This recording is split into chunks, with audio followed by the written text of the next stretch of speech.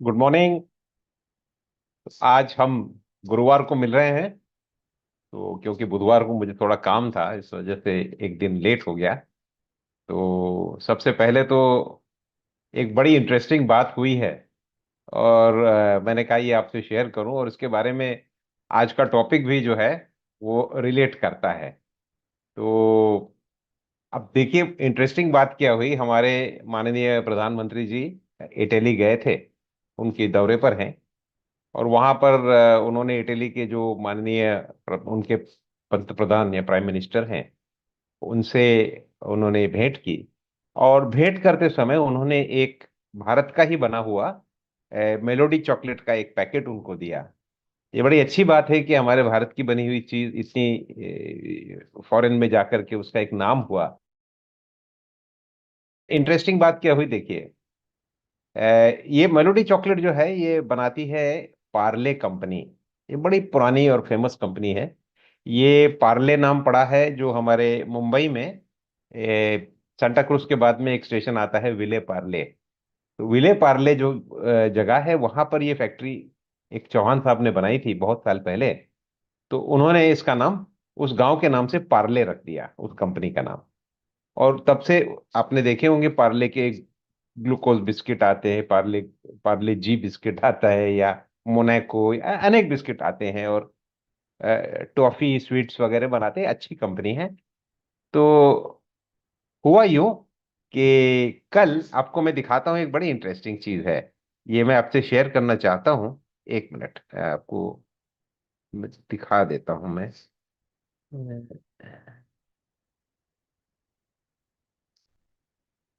ये देखिए, आपको यहां नजर आएगा कि ये पार्ले कंपनी की जो शेयर प्राइस है, ये आप देखेंगे कि कल एक दिन में ये पार्ले इंडस्ट्रीज जो है ये 5% बढ़ गया।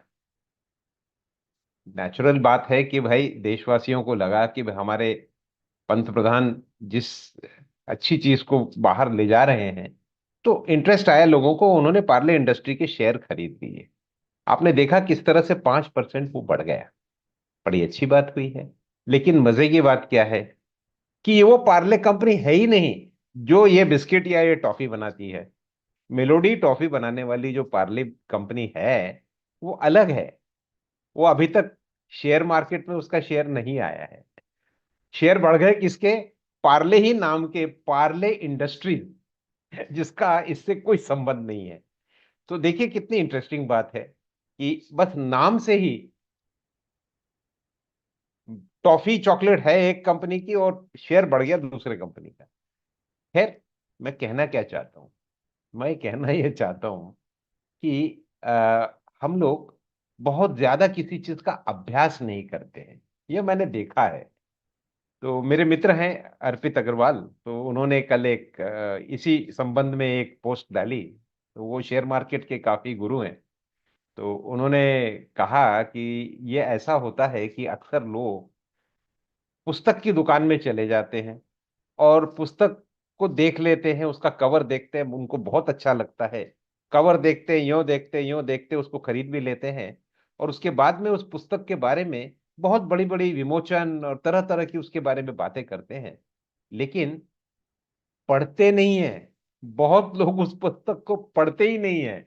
उसको सिर्फ कवर देख करके, उसकी वाहवाही देख करके, और बाद में उस पुस्तक की शेप और साइज देख करके उस पुस्तक के ऊपर में बड़े बड़े लेक्चर दे देते हैं।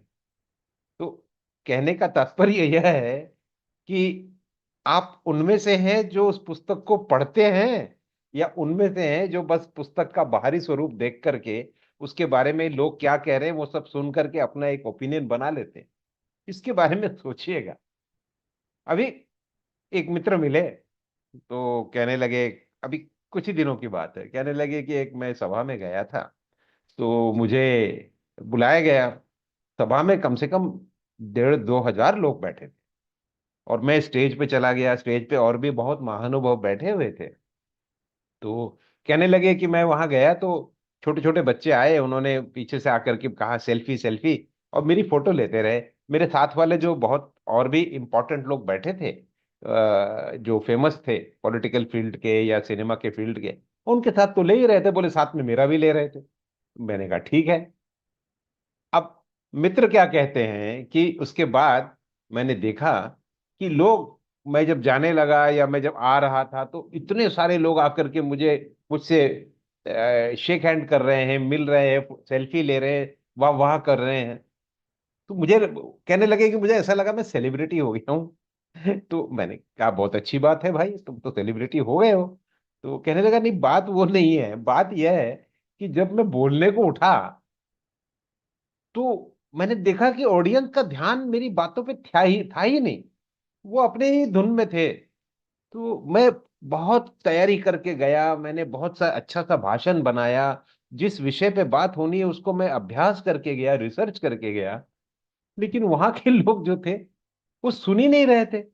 बस उसी में मशगूल थे कि भाई आप आ गए हैं, आप हमारे हीरो हैं, आप आगे बढ़ो, हम तुम्हारे साथ हैं। भाई वो कहने लगे भैया मुझे जो बोलना था वह मेरी बात तो सुनी नहीं, और बस मुझे कहने लगे आप आगे बढ़ो। तो ये बहुत इंपॉर्टेंट बात है, आप इस चीज को सोचिएगा। एक बहुत बड़ा तबका है जो लीडरशिप को आउटसोर्स कर देता है, जो किताबों को आउटसोर्स कर देता है, जो अभ्यास को आउटसोर्स कर देता है। भाई आपने पढ़ लिया है ना, आप विश्लेषण दे दो, मैं उसको समझ लूंगा। खुद पढ़ने का जो एक एक एक तकलीफ होती है, या जो उसकी, उसको हम कहते हैं कि उसको त्रसदी जो होती है, वो उठाते नहीं है। इस चीज को आप समझिए कि आप किस में हैं। क्योंकि जीवन का आनंद अगर आपको लेना है तो आपको किसी भी चीज का अभ्यास तो करना पड़ेगा। आप अमूमन लोगों को देखेंगे कि लोग कह देते कि हाँ आप आगे बढ़ो, हम आपके साथ हैं। आपने जो कह दिया हमने मान लिया जी, हम आपके भक्त बन गए हैं। भाई भक्त बनना तो बहुत लोगों की फितरत होती है, लेकिन जिसकी भक्ति कर रहे हैं उसके क्या विचार हैं, वो क्या कहना चाहते हैं, वो समाज के लिए क्या, कौन सी मिसाल पेश कर रहे हैं, उसके बारे में भी तो सोचिए। अच्छी बात है आपको उनकी बातें अच्छी लगी, लेकिन जैसा मैं कहता हूं कि एक कप है, चाय का कप है, बहुत सुंदर कप है, लेकिन उस चाय के कप के अंदर यदि गंदा पानी हो तो आपको उसका टेस्ट नहीं आएगा, आपको वो अच्छा नहीं लगेगा।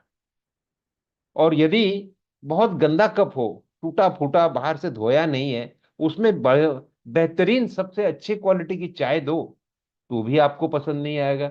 आप कहेंगे ये क्या है भाई। लेकिन इस बात को समझिए कि दोनों चीजें जरूरी हैं।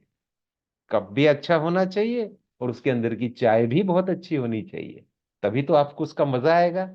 हम क्या करते हैं, कप देख लेते हैं, बहुत सुंदर कप है, पता नहीं अंदर क्या है, नाले का पानी है या बहुत अच्छी चाय है, ये हम देखते नहीं है, पी जाते हैं, बोलते हैं बहुत बढ़िया बहुत बढ़िया। ये बाहरी आवरण को देखना और उसको मान लेना, ये एक बात हो गई। और दूसरे ऐसे होते हैं लोग कि बस सिर्फ अंदर पढ़ाई पढ़ाई करते रहते हैं, और उसकी बाहर से क्या शेप है या उसका रिजल्ट क्या आ रहा है उसको नहीं देख पाते हैं। तो ये दोनों चीजों को आपको बैलेंस में रखना है कि आप किसी भी चीज का अभ्यास करें तो उससे ये भी देखें कि उससे समाज में क्या असर पड़ रहा है, उसकी रियलिटी क्या है। यदि आपको बहुत पढ़ने के बाद में भी लगता है कि ये सही है, तो लेकिन उसका रिजल्ट भी देख लीजिएगा। कुछ कुछ फिलोसफी बहुत अच्छी लगती है, लेकिन लॉन्ग रन में पता चलता है कि समाज के लिए घातक थी। इसी तरह से कुछ कुछ लोगों के भाषण बहुत अच्छे लगते हैं, लेकिन कभी कभी लगता है कि पता नहीं, शायद मैं समझ नहीं पाया इनको। तो समझिए, दोनों चीज करिए। बहुत सिनेमा के स्टार्स होते हैं तो हमें भी अच्छा लगता है, हम सुनते ही नहीं वो क्या कहना चाहते हैं, हम जाके कहते हैं भैया फोटो खिंचा लो, वो सेलिब्रिटी स्टेटस हो जाता है। तो ये बात तो मुझे भी लगती है कि कोई एयरपोर्ट में कभी किसी को देखने से लगता है कि हाँ भैया बहुत बड़ा, ये फेमस सिनेमा स्टार है, मैं इसको जानता हूँ। मुझे नहीं पता वो उसका नेचर क्या है, वो किस तरह का इंसान है। मैंने तो उसे पर्दे पर देखा है, और पर्दे पर जिस रोल में मैंने देखा मुझे वो पसंद आया। असली जिंदगी में वो अलग होगा, वो रोल नहीं प्ले कर रहा है, असली जिंदगी में तो वो हमारी तरह का इंसान ही है। वो अच्छी बात है, लेकिन उसका रोल पसंद करिए, उसे भी पसंद करिए, लेकिन यह भी जानिएगा कि उसकी अपनी पर्सनल एक लाइफ है, और उसकी अपनी फिलॉसफी हो सकती है। शायद उसकी फिलॉसफी आपसे मैच ना करे, क्या पता। लेकिन दो तबके हैं। एक तबका है जो बिल्कुल बाहरी आवरण के पीछे चला जाता है। जो बहुत सारे लोग हैं, फैन फॉलोइंग कहते हैं, या आजकल क्या है वो सोशल मीडिया में कहते हैं कि वायरल हो गया। वायरल हो जाना भी अच्छी बात है, पॉपुलैरिटी मिल जाती है, लोगों को अच्छा लगता है, लेकिन मेरी जिंदगी का अनुभव मैंने देखा है कि जितनी जल्दी कोई चीज उठती है उतनी ही जल्दी नीचे चले जाती है। तो जो चीज स्टेडी चढ़ती है, जो धीरे धीरे धीरे धीरे अपना एक आयाम तक पहुंच जाती है, वो काफी दिन तक टिकती है। तो अच्छी फिलोसफीज जो है वो धीरे धीरे स्प्रेड होती हैं, लेकिन वो उसकी जड़ होती है मजबूत। लोगों को समय लगता है उसको समझने के लिए। और जो चीज एकदम फ्लैशी है, जैसे कोई हीरो आ गया, उसने एक झटका मार दिया, आपको लगा वाह वाह क्या बात है, ऐसे ही होना है। लेकिन वो आप देखेंगे आज की जिंदगी में हमारे समय से जितने हीरो थे, अब कोई कोई नामो निशान नहीं है। बड़े बड़े स्टार आए, बड़े बड़े सुपरस्टार आए, आए और चले भी गए। कुछ कुछ टिके हैं, कुछ कुछ खत्म हो गए। चलता रहता है। तो स्टारडम बहुत अच्छी बात है, लेकिन उसके पीछे क्या कहना चाह रहे हैं, क्या फिलॉसफी है, उस पर भी ध्यान दीजिएगा। ये आपकी जिंदगी के लिए बहुत महत्वपूर्ण है। क्योंकि एंजॉय करना, उस चीज को मजा लेना, उसके साथ फोटो खिंचाना, एक अपने आप को उसके साथ में एक ज्वाइन कर देना, या एक एक एक तरह से संबंध बना देना, वो हर एक का हक है। आपने जरूर उसको एंजॉय करना चाहिए, लेकिन उसके पीछे उनकी फिलॉसफी क्या है, आपके जीवन में उसका क्या महत्व हो सकता है, इस चीज को भी आप सोचिएगा। क्योंकि मानवीय जीवन है, एक ही बार आया है, एक ही जिंदगी है आपकी। तो आपको उस जिंदगी में आनंद आना चाहिए, हैप्पीनेस आना चाहिए। और उसके लिए जरूरी है कि आप अपने थॉट्स को बहुत अच्छी तरह से रखें। अभी हाल ही की बात है, मेरे पास में एक सज्जन आए, कहने लगे कि भाई मैं पता नहीं, मैं मुझे अकेलापन महसूस होता है। मैंने कहा कई लोगों को होता है। तो बात करते करते उनके मुंह से निकल गया, यार मैं बूढ़ा हो चला हूं। तो मैंने कहा बूढ़ा इंसान क्या, सोचा मैंने कि क्या होता है। तो क्षीण हो जाता है, उसके एनर्जी लेवल कम हो जाती है, तरह तरह की चीजें हो सकती है। मैंने कहा ऐसा आप जब कहते हैं तो आप अपने सबकॉन्शियस को ये कमांड दे रहे हैं। और ये सबकॉन्शियस जो है ये हमेशा मास्टर स्लेव रिलेशन में रहता है। ये आपको तुरंत कह देगा यस सर। तो आपके शरीर के जो 33 ट्रिलियन 35 ट्रिलियन सेल हैं, वो सारे सेल्स को कंट्रोल करता है आपका सबकॉन्शियस माइंड। तो वो आपका सबकॉन्शियस माइंड कहेगा मालिक बूढ़ा होना चाहते हैं, बस हुक्म बजा देगा। आपके अंदर एनर्जी लॉस होने लग जाएगी, आपके अंदर तरह तरह की चीजें होने लग जाएंगी जो एक बुढ़ापे की निशानी हम अमूमन समझते हैं। आप कमजोर हो जाओगे, इंटरेस्ट चला जाएगा, अकेलापन लगने लगेगा, और उस तरह की सारी सिम्टम्स आने लग जाएंगे जो एक बूढ़े इंसान की होती हैं। तो मैंने कहा देखिए ये आप गलत कमांड दे रहे हैं भाई साहब। तो थोड़ा सा संभल के इसको चेंज कर दीजिए। तो क्या होता है कि हमारे विचार जो हैं वही हमारी प्रकृति को बनाते हैं। बहुत सारे जो आपकी जिंदगी में घटनाएं घटती हैं, या आपकी खुद के हेल्थ, आपका अपना प्रकृति, आपका स्वास्थ्य, ये आपके सोच विचार के ऊपर में बहुत बड़ी तरह से इफेक्ट करता है। तो इससे आप याद रखिएगा कि आप जो सोचते हैं वही अंदर सबकॉन्शियस माइंड उसके ऊपर में अमल करने लगता है। तो वो अमल करने के पहले ध्यान रखिएगा कि आपकी सोच कैसी है। और फिर हम तो हैं ही हैं। यदि आपको कभी भी लगता है कि कहीं एक पैटर्न है जो बार बार हो रहा है, जो रिपीट हो रहा है, तो आप महापक्षा का आप उपाय उसमें कर सकते हैं।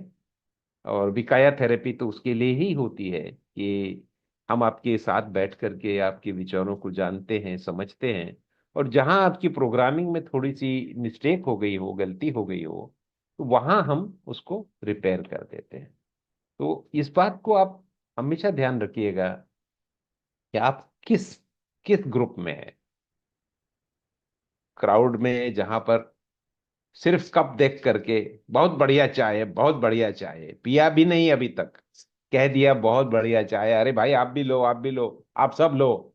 आप उस क्राउड में हैं, या फिर आप इसमें हैं जो कहते हैं कि भाई मुझे उस चाय की परख कर लेने दो, कप भी देखता हूँ चाय भी देखता हूँ, दोनों चीज देखता हूँ, तो न कप खराब हो न चाय खराब हो, मैं ऐसी चीज को खोजता हूँ, तो उसमें थोड़ा अभ्यास कर सकता हूँ मैं।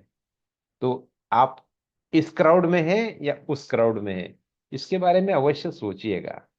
क्योंकि बहुत आसान होता है किसी भी चीज को मान लेना और उसके पीछे चले जाना, लेकिन ए, बाबा साहब अम्बेडकर जो हैं हमारे, जिन्होंने हमारी कॉन्स्टिट्यूशन ऑफ इंडिया लिखी, तो उन्होंने 26 नवंबर 1949 में एक बहुत अच्छी स्पीच दी थी। वो स्पीच आप समझ सकते हैं कि ये जो है, ये पूरा का पूरा हमारे भारत की नींव जो रखी है इस कॉन्स्टिट्यूशन ने, उसके बारे में उन्होंने विश्लेषण किया था। उन्होंने एक मेन दो तीन वार्निंग्स दी थी। उसमें एक वार्निंग, जो उनका दूसरा नंबर का वार्निंग था, वो था कि व्यक्ति पूजा न करें, व्यक्ति पूजा न करें। क्योंकि आप जब व्यक्ति पूजा करने लग जाते हैं, तो फिर आप अपनी सोच को गिरवी रख देते हो, फिर आप अंधे हो जाते हो, आप सोचते नहीं। तो किसी की भी आपको फिलॉसफी, उसकी बातें, उसकी उसकी जो सोच है, उसको आपको यदि अच्छा लगता है, तो पूजा ना करें, उसको अभ्यास करें, उसको समझ लें। क्योंकि उसने भी तो कुछ सोच समझ के इस चीज को बनाया हो, चाहे कोई भी हो। तो पूजा करने से पहले आप ये सोच ले, पूजा करने का मतलब है आंख बंद कर ली, मैंने कहा आप बिल्कुल सही कह रहे हो, मुझे नहीं पता आप क्या कह रहे हो, लेकिन बहुत अच्छा है आपके पीछे हम। वो एक तरह से उनका ही अपमान हो गया ना, उनका ही तो अपमान हो गया। क्योंकि उन्होंने जो जो भी व्यक्ति हैं, उन्होंने सोच समझ के, कुछ विचार करके, अपने बुद्धि का प्रयोग करके, अपने सत सत विवेक बुद्धि से उन्होंने कुछ इजाद किया है, उन्होंने कुछ बनाया है, उन्होंने कोई मार्ग बताया है। उस मार्ग के ऊपर वो चल रहे हैं या वो मार्गदर्शन कर रहे हैं, तो उस चीज को समझना बहुत जरूरी है। तो क्योंकि उन्होंने जो मेहनत की है, उस मेहनत को इज्जत दीजिए, उसको अभ्यास कीजिए, उनको पूछिए क्या मार्ग है, कैसा मार्ग है, ये मुझे पटता है कि नहीं, मुझे देखने दीजिए। तो उनको लगेगा कि हाँ, मेरी बात को ये अंधों की तरह बिलीव नहीं कर रहा है, ये समय दे करके उसके ऊपर में विश्लेषण कर रहा है। तो एक तरह से उनकी इज्जत अफसाई होगी। मैं भी जो आपसे कहता हूं, तो यदि आप मुझे कह दें कि आपकी बात बहुत अच्छी लगती है, बहुत अच्छी लगती है, बात वो नहीं है, मुझे नहीं आनंद आएगा। मुझे आनंद तब आएगा जब आप मुझे कहेंगे कि साहब आपने उस दिन ये बात कही थी, मुझे लगता है कि इसमें मेरा विचार थोड़ा अलग है, मुझे बहुत अच्छा लगेगा। क्यों? क्योंकि मुझे ऐसा लगेगा कि मेरी बात को आपने ध्यान से सुना, मुझे इज्जत दी। आपने सिर्फ ब्लाइंडली नहीं बोला कि एक पिक्चर सिनेमा देख लिया मैंने, बहुत अच्छा लगा, ताली बजाई, वाह वाह वाह वाह, मुझे नहीं चाहिए। इसी तरह से हर इंसान, कोई भी हो, जो लीडर है, जो अभिनेता है, जो कोई फिलॉसफी लिखता है, जो कोई लिखान करता है, जो लेखक है, लेखिका है, या कोई परफॉर्मिंग आर्ट वाले हों, कोई नृत्य करते हैं, कोई मूर्ति बनाते हैं, पेंटिंग्स बनाते हैं, बहुत कुछ होता है। आप उसको विश्लेषण करिए। आप किसी एग्जीबिशन में, पेंटिंग के एग्जीबिशन में जाइए, देखिए, आपको बहुत अच्छी अच्छी पेंटिंग्स नजर आएंगी, मजा आएगा, आपको जरूर आएगा। लेकिन आप वहां कभी देखिएगा इस एग्जीबिशन में, वहां पे वो जो आर्टिस्ट है वो बैठा होगा, उसको उससे बात करिए कि ये जो पेंटिंग है, इसको देख करके मेरे मन में ऐसी भावना आई। तो कि आप यही कहना चाहते हैं या आप कुछ और कहना चाहते हैं? देखिए, वो आर्टिस्ट आपके साथ में कितना समय रह करके आपको समझाएगा कि ये पेंटिंग बनाने के पीछे मेरी क्या मंशा थी, मैं क्या चाहता था, मेरा मन क्या था उस समय, मूड कैसा था, ये मैं दिखाना चाहता हूँ। और एक दूसरे से वार्तालाप करने के बाद में आपको लगेगा जैसे सच में आपने उस आर्टिस्ट के मन को समझ लिया, और उस आर्टिस्ट को लगेगा ये सच में एक दर्दी इंसान है, जिसने मेरे पेंटिंग को समझने की कोशिश की। जिस पेंटिंग को मैंने एक दो हफ्ते में बनाया, आज उसके सामने ये सचमुच एक एक एक इंसान है जो उसको समझने की कोशिश कर रहा है, तो उसको कितना अच्छा लगेगा, आप सोचिएगा। तो बहुत गहरी बात है कि जिसको आप पूछते हैं, जिसको आप चाहते हैं, जो आपको बहुत अच्छा लगता है, उसको समझ लीजिए, वो भी आप ही की तरह का इंसान है। उसे भी तो समझने की एक चाहत है कि लोग मुझे समझें। तो वो एक एक एक निकटता बढ़ाती है। यदि आपको कोई हिस्टोरिकल फिगर बहुत अच्छे लगते हैं, तो उनकी फिलॉसफी क्या है उसको जरा परख लीजिएगा। उनकी पुस्तक पढ़िए, उनके बारे में क्या लिखा गया है वो पढ़िए। तब आपको समझ में आएगा कि उसके आयाम, एक कहते हैं ना मल्टीफेरियस पर्सनैलिटी, तब उस पर्सनैलिटी को आप समझ पाएंगे। उसके बाद जजमेंट लीजिएगा।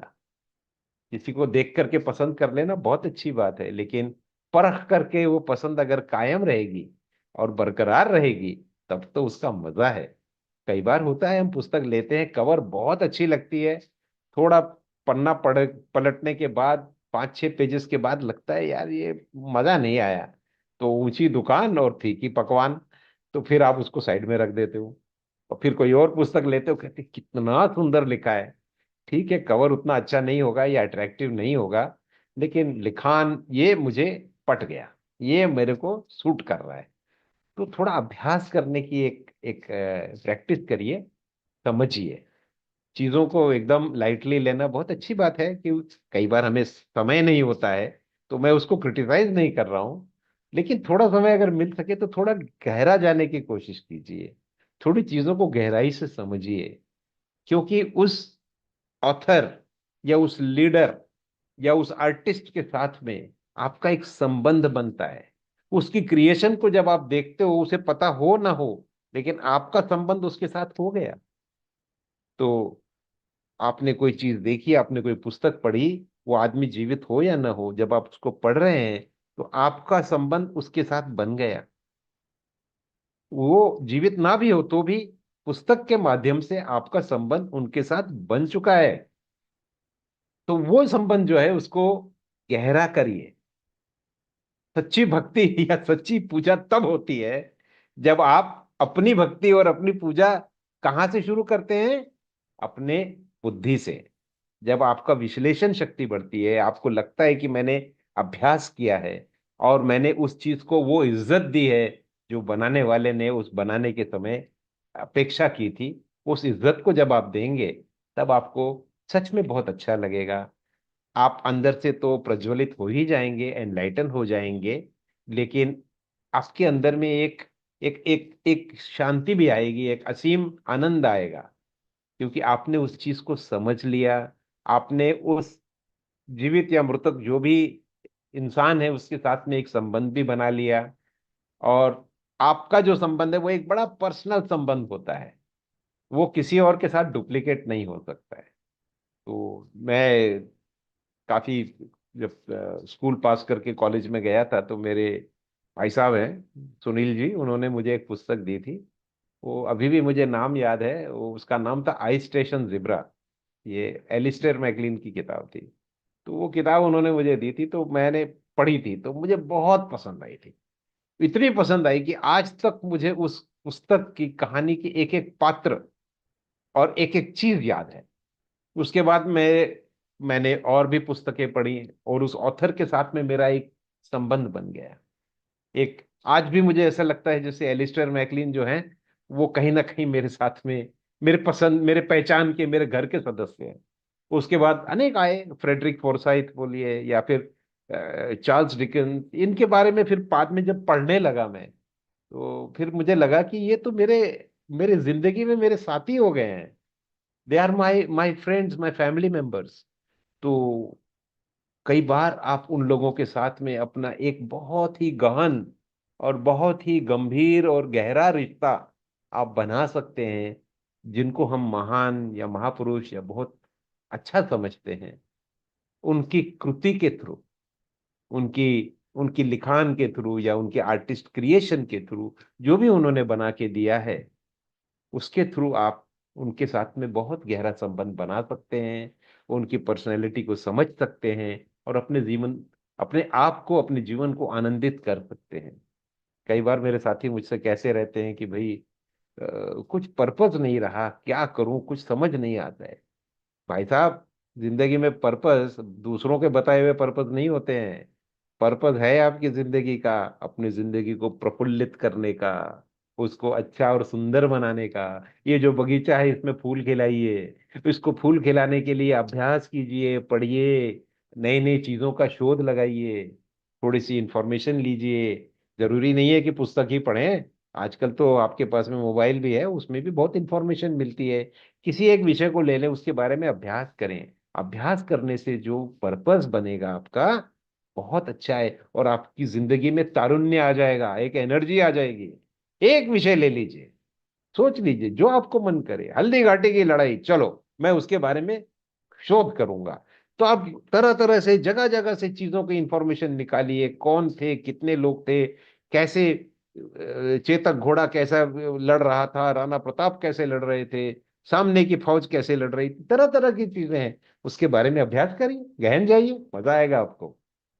मैंने बीच में जब ये हमारे कोरोना के टाइम पे लॉकडाउन हो गया था, हमारे सारे साथी अपने अपने घरों में थे, तो मैंने उनको एंटरटेन करने के लिए 2020 में एक श्रृंखला शुरू की थी। उसका नाम था मॉर्निंग धुन के साथी। वो श्रृंखला क्या थी? एक यूट्यूब से एक हिंदी की पुरानी सिनेमा की गाना निकालता था, और मैं उस पूरे गाने का विश्लेषण कर लेता था कि इस स्पॉट पे देखिए, यहां पर देखिए, शशि कपूर ने ये जो चाल करी है, 7 7 seconds and 7 point so many minutes में, वही जो चाल है आपको किसकी याद दिलाता है? शमी कपूर की याद दिलाता है। तो देखिए, वो छोटा भाई ने बड़े भाई की एक चाल को अपनी एक्टिंग में ढाल दिया।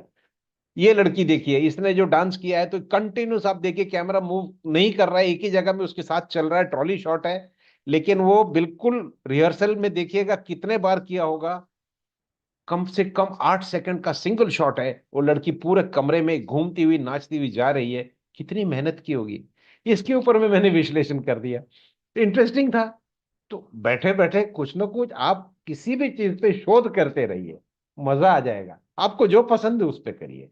तो यही मेरे आज के लिए आपका एक संदेश है आपके लिए, कि आप ये मत सोचिएगा कि लाइफ में कोई पर्पस नहीं रहा है, पर्पस है।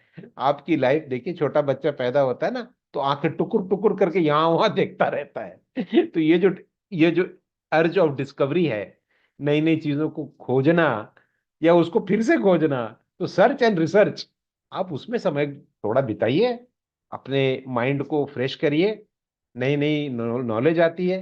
अभी परसों की बात है, मैं एक किताब पढ़ रहा था, ये डालरिम्पल की किताब है।